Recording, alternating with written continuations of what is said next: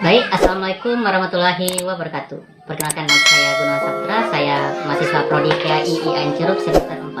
Nah, pada video kali ini saya akan menjelaskan tentang filsafat, epistemologi, aksiologi, dan ontologi. Nah, sebelum kita masuk ke poin-poin tersebut, kita akan menjelaskan terlebih dahulu apa itu filsafat. Nah, filsafat adalah sebuah cabang ilmu yang mempelajari tentang keontentikan sebuah keilmuan dan dasar sebuah keilmuan. Nah, untuk ataupun cara kita untuk mengetahui akar dari ilmu tersebut ataupun cara menemukan ilmu tersebut, maka di dalam bidang filsafatlah kita temukan hal-hal tersebut. Kadang-kala di keilmuan lain seperti sains, agama, dan umum itu tidak ditemukan akar pencarian masalah ataupun akar timbulnya ilmu tersebut. Nah, di filsafat itu kita dapat menemukan akar dari keilmuan itu sendiri. Nah, kita masuk ke epistemologi. Epistemologi adalah merupakan cabang ilmu filsafat yang mempelajari tentang pengetahuan termasuk batas dan validaritas dari pengetahuan tersebut.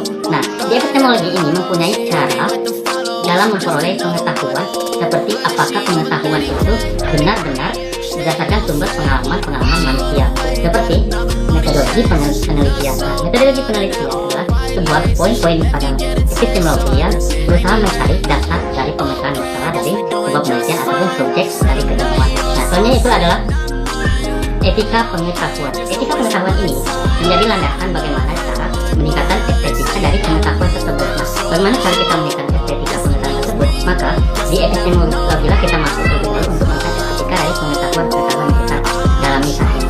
Selanjutnya itu kita masuk kepada konseptualisasi pengetahuan. Nah, bagaimana cara kita mengkonsep sebuah pengetahuan menjadi konsep konspirasi dan teori-teori yang dapat dikembangkan nantinya dalam kehidupan bermasyarakat. Nah, selanjutnya itu adalah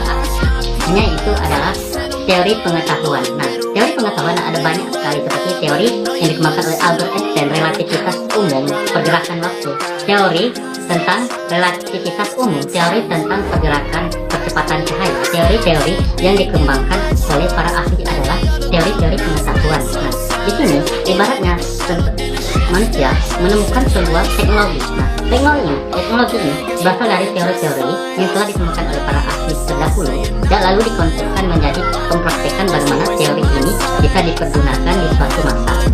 Nah, epistemologi juga mempelajari tentang pengetahuan termasuk sumber batas dan validaritasnya. Maksudnya bagaimana keabsahan dari pengetahuan tersebut bisa digunakan sebaik mungkin. Yang kedua itu dengan aksiologi, merupakan cabang ilmu filsafat yang mempelajari tentang nilai dan etika. Aksiologi mencoba untuk menjelaskan dan mempertanyakan tentang nilai-nilai yang dianggap penting dan mengenai tindakan-tindakan manusia. Nah, di aksiologi ini membahas tentang etika yang berdasarkan tentang keilmuan dalam kehidupan manusia. Nah, aksiologi penting dalam berbagai bidang seperti bidang keilmuan, politik, hukum, kesehatan, ataupun pendidikan. Dan mengapa? Di dalam lingkup dunia pekerjaan ataupun lingkup dunia hukum seperti kemasyarakatan seperti kita ini membutuhkan aksiologi dalam meningkatkan perannya masing-masing. Nah, seperti yang kita rasakan saat ini, nah, seperti bidang keilmuan yang mempertanyakan bagaimana pengetahuan ataupun etika dari pengetahuan tersebut. Nah, unsur tersendiri dari aksiologi adalah nilai.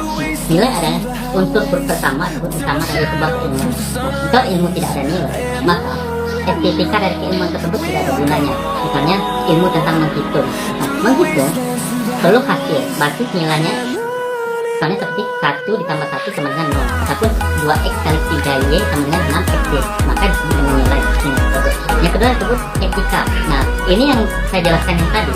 Kenapa kita perlu etika dalam menggunakan aksiologi? Karena memang etika manusia itu terdiri dari akhlak dan etika. Jika unsur ini tidak ada, maka bukanlah disebut manusia. Manusia yang berakhlak tapi tidak beretika itu kurang baik. Manusia yang beretika tapi tidak berakhlak pun kurang baik juga. Maka unsur ini sangat penting dalam kehidupan manusia.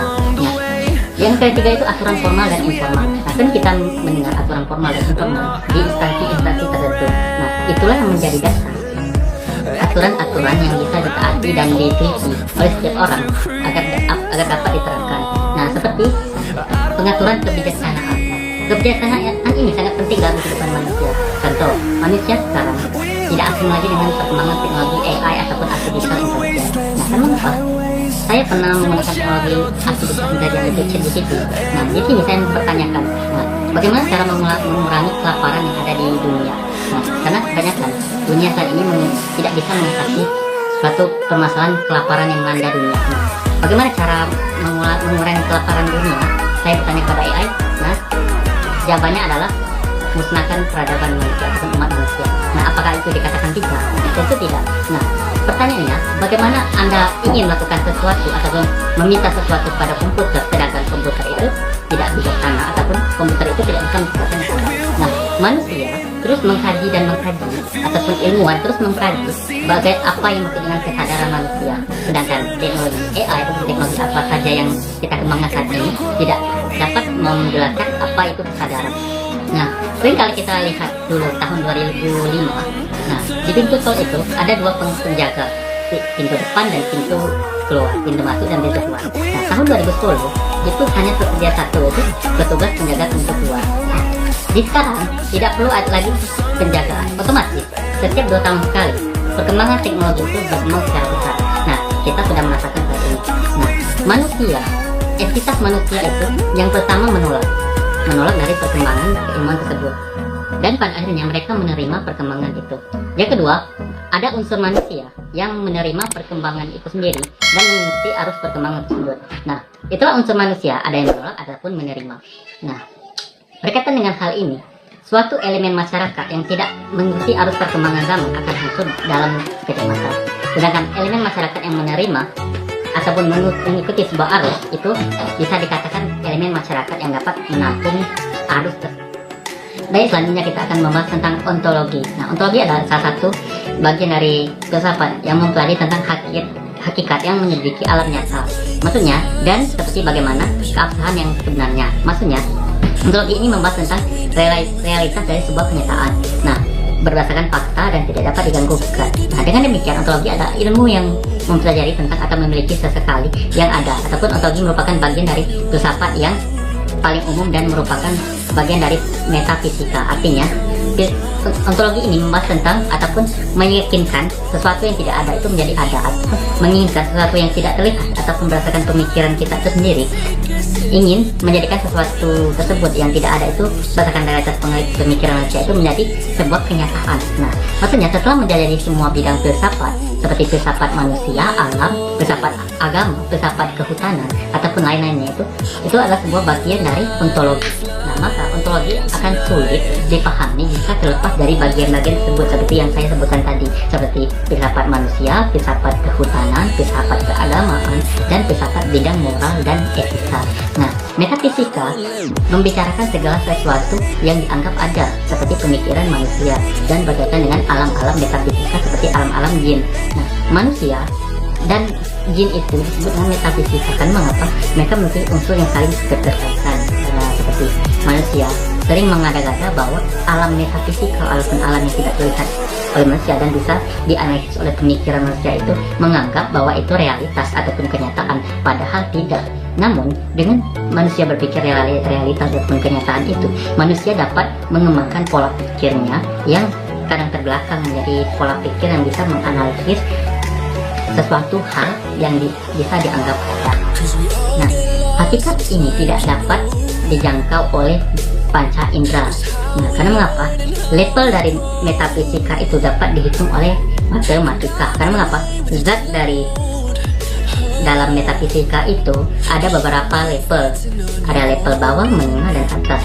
Manusia hanya memikirkan metafisika dari level bawah. Sedangkan untuk memikirkan suatu hal metafisika yang level sedang ataupun level yang lebih tinggi lagi, itu harus memahami algoritma dari metafisika itu sendiri. Kadang-kala manusia bisa menebak ataupun memprediksi apa yang terjadi di metafisika, namun ada beberapa manusia yang tidak bisa memikirkan sesuatu yang berada di dalam metafisika.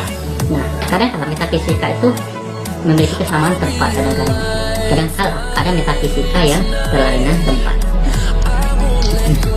Dari apa yang saya jelaskan pada video ini, dalam pelajaran yang kita dapat adalah bahwa filsafat itu kadang-kala itu rumit untuk dipikirkan, namun jika kita bisa mempelajarinya bersama-sama dan merefleksikan menjadi sebuah ilmu pengetahuan, filsafat itu akan mudah dipahami. Karena apa? Filsafat menjadi dasar berpikir setiap manusia. Nah, sebelum saya tutup video kali ini, ada pepatah mengatakan Sebuah air tidak bisa menjadi sebuah es, tapi sebuah es pasti bisa menjadi air. Nah, seperti itulah kita. Kita tidak bisa memaksakan kehendak kita pada orang lain. Namun, dengan menjadi seorang manusia, kita tentu bisa menjadi seperti orang lain.